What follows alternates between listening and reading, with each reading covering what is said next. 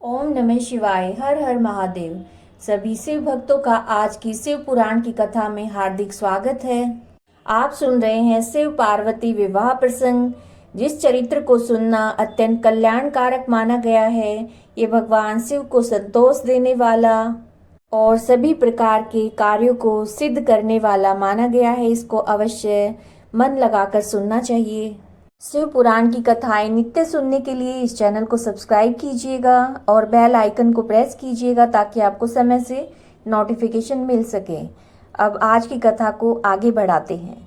ब्रह्मा जी कहते हैं, नारद, तदंतर वशिष्ठ ने प्राचीन काल में राजा अनरण्य के द्वारा अपनी कन्या पद्या का पिपलाद के साथ विवाह करने की तथा धर्म के वरदान से पिपलाद के तरुण अवस्था, रूप, गुण, सदा स्थिर रहने वाले यौवन, कुबेर और इंद्र से बढ़कर धन, ऐश्वर्य, भक्ति, सिद्धि एवं समता प्राप्त करने की तथा पद्या के स्थिर यौवन, सौभाग्य, संपत्ति एवं व्रता के द्वारा परम गुणवान 10 पुत्रों के प्राप्त करने की कथा सुनाकर कहा, शैलेंद्र, तुम मेरे कथन के सार तत्व को समझकर अपनी पुत्री पार्वती का हाथ महादेव के हाथ में दे दो और मैना सहित तुम्हारे मन में जो कुरोष है उसे त्याग दो।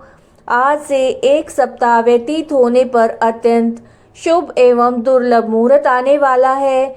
उस समय चंद्रमा लगन के स्वामी होकर अपने पुत्र बुध के साथ लगन में स्थित होंगे। उनका रोहिणी नक्षत्र के साथ योग होगा। चंद्रमा और तारे शुद्ध होंगे। मार्गशीर्ष मास के अंतर्गत संपूर्ण दोषों से रहित सोमवार को, जबकि लगन पर संपूर्ण शुभ ग्रहों की दृष्टि होगी, पाप ग्रहों की दृष्टि नहीं होगी तथा बृहस्पति ऐसे स्थान पर स्थित होंगे जहां वे उत्तम संतान और पति का सौभाग्य देने में समर्थ होंगे। ऐसे मुहूर्त में तुम अपनी कन्या मूलभूत प्रकृति ईश्वरी जगदम्बा पार्वती को जगत पिता भगवान शिव के हाथ में देकर कृतार्थ हो जाओ। ऐसा कहकर ज्ञान शिरोमणि मुनिवर वशिष्ठ नाना प्रकार की लीला करने वाले भगवान शिव का स्मरण करके चुप हो गए।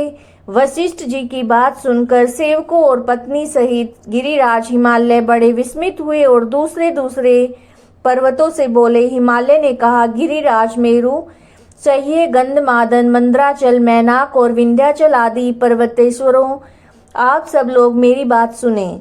वशिष्ठ जी ऐसी बात कह रहे हैं, अब मुझे क्या करना चाहिए, इस बात का विचार करना है। आप लोग अपने मन से सब बातों का निर्णय करके जैसा ठीक समझे वैसा करें। हिमाचल की बात सुनकर सुमेरु आदि पर्वत भली भांति निर्णय करके उनसे प्रसन्नता पूर्वक बोले। पर्वतों ने कहा, महाभाग, इस समय विचार करने से क्या लाभ। जैसा ऋषि लोग कहते हैं उसके अनुसार कार्य करना चाहिए। वास्तव में ये कन्या देवताओं का कार्य सिद्ध करने के लिए ही उत्पन्न हुई है। इसने शिव के लिए अवतार लिया है, इसलिए शिव को ही दी जानी चाहिए। यदि इसने रुद्रदेव की आराधना की है और रुद्र ने आकर इसके साथ वार्तालाप किया है तो इसका विवाह उन्हीं के साथ होना चाहिए। ब्रह्मा जी कहते हैं, नारद, उन मेरु आदि पर्वतों को ये बात सुनकर हिमाचल बड़े प्रसन्न हुए और गिरिजा भी मन ही मन हंसने लगी। अरुंधति ने भी अनेक कारण बताकर, नाना प्रकार की बातें सुनाकर, विविध प्रकार के इतिहासों का वर्णन करके मैना देवी को समझाया। तब शैल पत्नी मेनका सब कुछ समझ गई और प्रसन्नचित होकर उन्होंने मुनियों को, अरुंधति जी को और हिमाचल को भी भोजन कराकर स्वयं भोजन किया। तदंतर ज्ञानी गिरिश्रेष्ठ हिमाचल ने उन मुनियों की भली भांति सेवा की। उनका मन प्रसन्न और सारा भ्रम दूर हो गया था। उन्होंने हाथ जोड़कर प्रसन्नता पूर्वक उन महर्षियों से कहा। हिमालय बोले, महाभाग सप्तऋषियों, आप लोग मेरी बात सुने। मेरा सारा संदेह दूर हो गया। मैंने शिव पार्वती के चरित्र सुन लिए। अब मेरा शरीर, मेरी पत्नी मैना, मेरे पुत्र पुत्री, रिद्धि सिद्धि तथा अन्य सारी वस्तुएं भगवान शिव की ही हैं, दूसरे किसी की नहीं। ब्रह्मा जी कहते हैं, नारद, ऐसा कहकर हिमाचल ने अपनी पुत्री की ओर आदरपूर्वक देखा और उसे वस्त्र आभूषणों से विभूषित करके ऋषियों की गोद में बिठा दिया। तत्पश्चात वे शैलराज पुनः प्रसन्न होकर उन ऋषियों से बोले, ये भगवान रुद्र का भाग है, इसे मैं उन्हीं को दूंगा, ऐसा निश्चय कर लिया है। ऋषि बोले, गिरिराज, भगवान शंकर तुम्हारे याचक है, तुम स्वयं उनके दाता हो और पार्वती देवी भिक्षा है। इससे उत्तम और क्या हो सकता है। हिमाचल, तुम समस्त पर्वतों के राजा, सबसे श्रेष्ठ और धन्य हो, अतः तुम्हारे शिखरों की सामान्य गति है, तुम्हारे सभी शिखर सामान्य रूप से पवित्र एवं श्रेष्ठ हैं। ब्रह्मा जी कहते हैं, नारद, ऐसा कहकर निर्मल अंतकरण वाले उन मुनियों ने गिरिराज कुमारी पार्वती को हाथ से छूकर आशीर्वाद देते हुए कहा, शिवे, तुम भगवान शिव के लिए सुखदायिनी हो, तुम्हारा कल्याण होगा। जैसे शुक्ल पक्ष में चंद्रमा बढ़ते हैं, उसी प्रकार तुम्हारे गुणों की वृद्धि हो। ऐसा कहकर सब मुनियों ने गिरिराज को प्रसन्नता पूर्वक फल फूल देकर विवाह के पक्के होने का दृढ़ विश्वास कर लिया। उस समय परम सती सुमुखी अरुंधति ने प्रसन्नता पूर्वक भगवान शिव के गुणों का बखान करके मैना को लुभा लिया। तदंतर गिरिराज हिमवान ने परम उत्तम मांगलिक लोकाचार का आश्रय लेकर हल्दी और कुमकुम से अपनी दाढ़ी मूछ का मार्जन किया। तत्पश्चात चौथे दिन उत्तम लगन का निश्चय करके परस्पर संतोष देकर वे सप्तऋषि भगवान शिव के पास चले गए। वहां जाकर शिव को नमस्कार और विविध सुक्तियों से उनका सत्वन करके वे वशिष्ठ आदि सब मुनि परमेश्वर शिव से बोले। ऋषियों ने कहा, देव महादेव परमेश्वर महाप्रभु, आप प्रेम पूर्वक हमारी बातें सुने। आपके इन सेवकों ने जो कार्य किया है उसे जान ले महेश्वर। हमने नाना प्रकार के सुंदर वचन और इतिहास सुनाकर गिरिराज और मैना को समझा दिया है। गिरिराज ने आपके लिए पार्वती का वाग्दान कर दिया है। अब इसमें कोई ननु नच नहीं है। अब आप अपने पार्षदों और देवताओं के साथ उनके यहाँ विवाह के लिए जाइए। महादेव प्रभु, अब शीघ्र हिमाचल के घर पधारिए और वेदोक्त रीति के अनुसार पार्वती का अपने लिए पाणी ग्रहण कीजिए। सप्तऋषियों का यह वचन सुनकर लोकाचार परायण महेश्वर प्रसन्नचित होकर हंसते हुए इस प्रकार से बोले। महेश्वर ने कहा, महाभाग सप्तऋषियों, विवाह को तो मैंने ना कभी देखा है ना सुना है। तुम लोगों ने जैसा पहले देखा हो उसके अनुसार विवाह की विशेष विधि का वर्णन करो। महेश्वर के उस लौकिक शुभ वचन को सुनकर वे ऋषि हंसते हुए देवादिदेव भगवान सदाशिव से बोले। ऋषियों ने कहा, प्रभु, आप पहले तो भगवान विष्णु को विशेषतः उनके पार्षदों सहित शीघ्र बुला लें, फिर पुत्रों सहित ब्रह्मा जी को, देवराज इंद्र को, समस्त ऋषियों को, यक्ष, गंधर्व, किन्नर, सिद्ध, विद्याधर और अप्सराओं को प्रसन्नता पूर्वक आमंत्रित करें। इनको तथा अन्य सब लोगों को यहाँ सादर बुलवा लें। वे सब मिलकर आपके कार्य का साधन कर लेंगे, इसमें संशय नहीं है। ब्रह्मा जी कहते हैं, नारद, ऐसा कहकर वे सातों ऋषि उनकी आज्ञा लेकर भगवान शंकर की स्थिति का वर्णन करते हुए वहां से प्रसन्नता पूर्वक अपने धाम को चले गए। नारद जी ने पूछा, तात महाप्राग प्रभु, आप कृपा पूर्वक ये बताइए कि सप्तऋषियों के चले जाने पर हिमाचल ने क्या किया। ब्रह्मा जी ने कहा, मुनीश्वर, अरुंधति सहित उन सप्तऋषियों के चले जाने पर हिमवान ने जो कार्य किया वह तुम्हें बता रहा हूँ। सप्तऋषियों के जाने के बाद अपने मेरु आदि भाई बंधुओं को आमंत्रित करके पुत्र और पत्नी सहित महामनस्वी गिरिराज हिमवान बड़े हर्ष का अनुभव करने लगे। तदंतर ऋषियों की आज्ञा के अनुसार हिमवान ने अपने पुरोहित गर्ग जी से बड़ी प्रसन्नता के साथ लगन पत्री लिखवाई। उस पत्रिका को उन्होंने भगवान शिव के पास भेजा। पर्वतराज के बहुत से आत्मीय जन प्रसन्न मन से नाना प्रकार की सामग्री लेकर वहां गए। कैलाश पर भगवान शिव के समीप पहुंचकर उन लोगों ने शिव को तिलक लगाया। वह लगन पत्र उनके हाथ में दिया। वहां भगवान शिव ने उन सब का यथा योग्य विशेष सत्कार किया। फिर वे सब लोग प्रसन्नचित होकर शैलराज के पास लौट आए। महेश्वर द्वारा विशेष सम्मानित होकर बड़े हर्ष के साथ लौटे उन लोगों को देखकर हिमवान ने हृदय में अत्यंत हर्ष हुआ और तत्पश्चात आनंदित होकर शैलराज ने नाना देशों में रहने वाले अपने बंधुओं को लिखित निमंत्रण भेजा, जो उन सबको सुख देने वाला था। इसके बाद वे बड़े आदर और उत्साह के साथ उत्तम अन्न और नाना प्रकार की विवाहोचित सामग्रियों का संग्रह करने लगे। उन्होंने चावल, गुड़, शक्कर, आटा, दूध, दही, घी, मिठाई, नमकीन पदार्थ, मक्खन, पकवान, महान स्वादिष्ट रस और नाना प्रकार के व्यंजन इतने अधिक एकत्र किए कि सूखे पदार्थों के पहाड़ खड़े हो गए और द्रव पदार्थों की बावड़ियां बन गई। शिव के पार्षदों और देवताओं के लिए हितकर नाना प्रकार की वस्तुएं, भांति भांति के बहुमूल्य वस्त्र, आग में तपाकर शुद्ध किए हुए स्वर्ण, रजत और विभिन्न प्रकार के मणि रत्न, इनका तथा अन्य उपयोगी द्रव्यों का विधि पूर्वक संग्रह करके गिरिराज ने मंगलकारी दिन में मांगलिक कृत्य करना आरंभ किया। पर्वतराज के घर की स्त्रियों ने पार्वती का संस्कार करवाया। भांति भांति के आभूषणों से विभूषित हुई राजभवन की उन सुंदर स्त्रियों ने सानंद मंगल कार्य का संपादन किया। नगर के ब्राह्मणों की स्त्रियों ने स्वयं बड़े हर्ष के साथ लोकाचार का अनुष्ठान किया। उसमें मंगल पूर्वक भांति भांति के उत्सव मनाए गए। हर्ष से भरे हृदय से उत्तम मंगलाचार का संपादन करके हिमालय भी सर्वतोभावेन बड़े प्रसन्न हुए और अपने निमंत्रित बंधुजनों के आगमन की उत्सुकता पूर्वक प्रतीक्षा करने लगे। इसी बीच में उनके निमंत्रित बंधु बांधव आने लगे। देवताओं के निवास भूत गिरिराज सुमेरु दिव्य रूप धारण करके नाना प्रकार की मणियों और महारत्नों को यत्न पूर्वक साथ लेकर अपने स्त्री पुत्रों के साथ हिमालय के घर आए।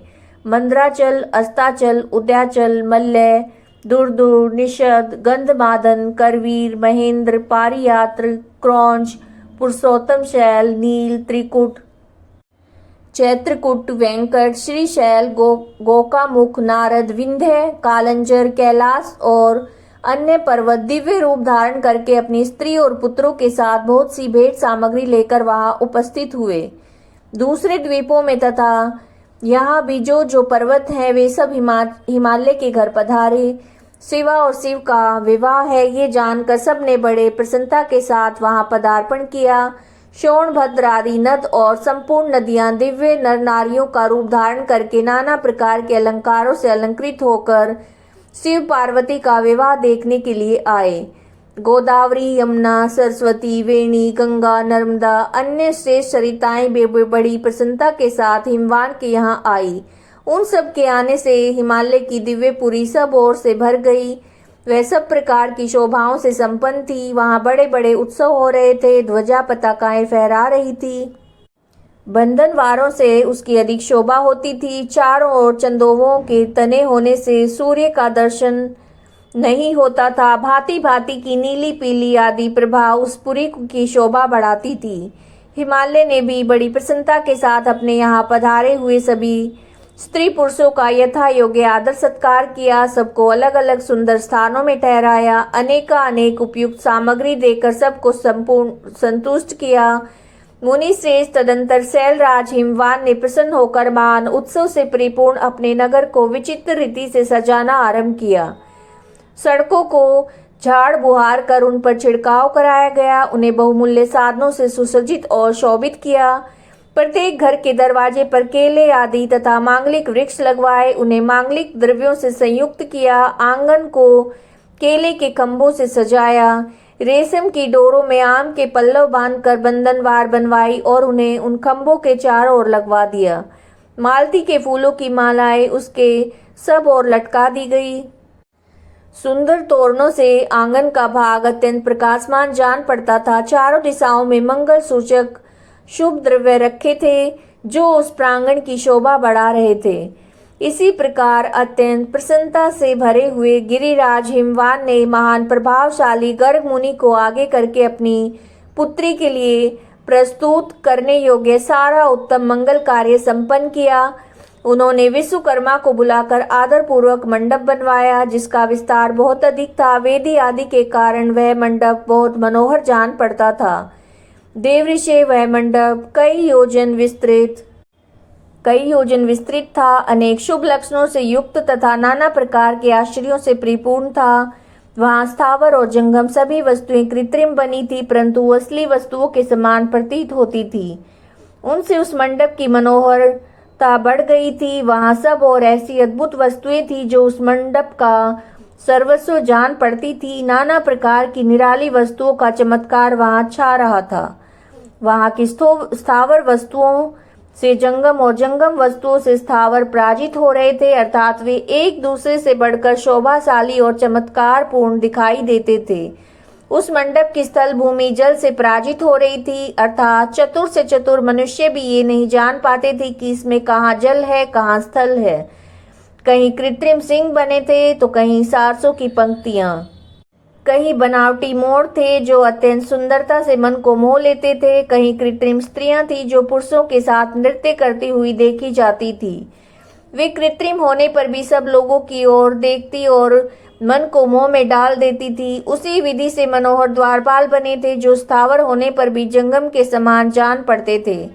वे अपने हाथों से धनुष उठाकर उन्हें खींचते देखे जाते थे। द्वारपाल पर कृत्रिम महालक्ष्मी खड़ी थी जिनकी रचना अद्भुत थी। वह समस्त शुभ लक्षणों से संयुक्त दिखाई देती थी। उन्हें देखकर ऐसा जान पड़ता था मानो क्षीर सागर से साक्षात लक्ष्मी ही आ गई हों। उस मंडप में स्थान स्थान पर सजे सजाए कृत्रिम हाथी खड़े किए गए थे जो असली हाथियों के समान प्रतीत होते थे। घुड़सवारों सहित घोड़े और हाथी सवारों सहित हाथी बनाए गए थे। जहां तहां रथियों सहित रथ बने थे जो कृत्रिम अश्वों से खींचे जाते थे। उन्हें देखकर लोगों को बड़ा आश्चर्य होता था। इनके सिवा दूसरे कृत्रिम वाहन भी वहां खड़े थे। पैदल सिपाहियों की कृत्रिम सेना भी वहां मौजूद थी। उन्हें प्रसन्न चित्त वाले विश्वकर्मा ने देवता और मुनियों को भी मोह में डालने के लिए वहां ऐसी अद्भुत रचनाएं की थी। मंडप के सबसे बड़े फाटक पर कृत्रिम नंदी खड़ा था जो शुद्ध स्फटिक मणि के समान उज्जवल कांति से सुशोभित होता था। भगवान शिव के वहां नंदी की जैसी आकृति है ठीक वैसा ही वह भी था। उस कृत्रिम नंदी के ऊपर रत्न विभूषित महादिव्य पुष्पक शोभा पाता था जो पल्लवों और श्वेत चामरों से सजाया गया था। उसके वाम पार्श्व में 2 कृत्रिम हाथी खड़े थे जिनका रंग विशुद्ध केसर के समान था। वे 4 दांत वाले बनाए गए थे और 60 वर्ष के पाठों के समान दिखते थे। वे परस्पर स्नेह करते प्रतीत होते थे। उनमें बड़ी चमक थी। इसी प्रकार सूर्य के समान अत्यंत प्रकाशमान 2 दिव्य अश्व भी विश्वकर्मा ने बनाए थे जो चवर से अलंकृत और दिव्य आभूषणों से विभूषित थे। श्रेष्ठ रत्न में आभूषणों से संपन्न कवचधारी लोकपाल तथा संपूर्ण देवता भी वहीं विश्वकर्मा द्वारा रचे गए थे जो ठीक उन्हीं लोकपालों द्वारा देवताओं से मिलते जुलते थे। इसी तरह भृगु आदि समस्त तपोधन ऋषि अन्य उपदेवता भी सिद्ध भी उनके द्वारा वहां निर्मित हुए थे। गरुड़ आदि समस्त पार्षदों से युक्त भगवान विष्णु का कृत्रिम विग्रह भी विश्वकर्मा ने बनाया था जिसका स्वरूप साक्षात श्री हरि के समान आश्चर्यजनक था। नारद उसी प्रकार पुत्रों वेदों और सिद्धों से घिरे हुए मुझ ब्रह्मा की भी प्रतिमा वहां बनाई गई थी जो मेरे समान वैदिक सूक्तों का पाठ कर रही थी। ऐरावत हाथी पर चढ़े देवराज इंद्र भी वहां दल बल के साथ खड़े थे। वे कृत्रिम ही बनाए गए थे और परिपूर्ण चंद्रमा के समान प्रकाशित होते थे। देवऋषि बहुत कहने से क्या लाभ, हिमाचल से प्रेरित हुए विश्वकर्मा ने वहां शीघ्र ही संपूर्ण देव समाज के कृत्रिम विग्रहों का निर्माण कर लिया था। इस प्रकार उन्होंने दिव्य मंडप की रचना की थी। वह मंडप अनेक आश्चर्यों से युक्त महान और देवताओं को मोह लेने वाला था। तदंतर गिरिराज हिमवान की आज्ञा से परम बुद्धिमान विश्वकर्मा ने देवता आदि के निवास के लिए उनके कृत्रिम लोकों का भी यत्न पूर्वक निर्माण किया। उन्हीं लोकों में उन्होंने उन देवताओं के लिए अत्यंत तेजस्वी, परम अद्भुत और सुखदायक दिव्य सिंहासनों की रचना की। इसी तरह उन्होंने मुझ स्वयंभू ब्रह्मा के निवास के लिए क्षण भर में ही अद्भुत सत्यलोक की रचना कर डाली जो उत्तम दीप्ति से उद्दीप्त हो रहा था। साथ ही भगवान विष्णु के लिए भी क्षण भर में दिव्य बैकुंठ धाम का निर्माण कर दिया जो परम उज्जवल और नाना प्रकार के आश्चर्यों से परिपूर्ण था। इसी तरह से विश्वकर्मा ने देवराज इंद्र के लिए दिव्य अद्भुत उत्तम एवं समस्त ऐश्वर्यों से संपन्न ग्रह की रचना की। अन्य लोकपालों के लिए भी उन्होंने प्रसन्नता पूर्वक बड़े सुंदर दिव्य अद्भुत और बड़े बड़े भवन बनाए। फिर क्रमशः समस्त देवताओं के लिए उन्होंने विचित्र ग्रहों का निर्माण किया। परम बुद्धिमान विश्वकर्मा को भगवान शंकर का महान वर प्राप्त था, इसलिए उन्होंने शिव के संतोष के लिए क्षण भर में ही इन सब वस्तुओं की रचना कर डाली। तदंतर उसी प्रकार भगवान शंकर के लिए उन्होंने एक शोभाशाली ग्रह का निर्माण किया जो शिव के चिन्ह से युक्त और शिवलोकवर्ती दिव्य भवन के समान अनुपम था। श्रेष्ठ देवताओं ने उसकी भूरी भूरी प्रशंसा की थी। वह परम उज्ज्वल महान प्रभापुंज से उद्भासित उत्तम और अद्भुत था। विश्वकर्मा ने भगवान शिव की प्रसन्नता के लिए वहां ऐसी अद्भुत रचना की जो परम उज्ज्वल होने के साथ साक्षात महादेव को भी आश्चर्य में डालने वाली थी। इस प्रकार ये सारा लौकिक व्यवहार करके हिमाचल बड़ी प्रसन्नता के साथ भगवान शंभु के शुभ आगमन की प्रतीक्षा करने लगे। देव ऋषि, हिमाचल का सारा आनंददायक वृत्तांत मैंने तुमसे कह सुनाया है, अब और क्या सुनना चाहते हो। आज की शिव पुराण की कथा को हम यही विराम देते हैं। नित्य कथाएं सुनने के लिए चैनल को सब्सक्राइब कीजिएगा, बेल आइकन को प्रेस कीजिएगा ताकि समय से आपको नोटिफिकेशन मिल सके, और वीडियो को लाइक कीजिए, कमेंट कीजिए, ज़्यादा से ज़्यादा शेयर कीजिए। हर हर महादेव।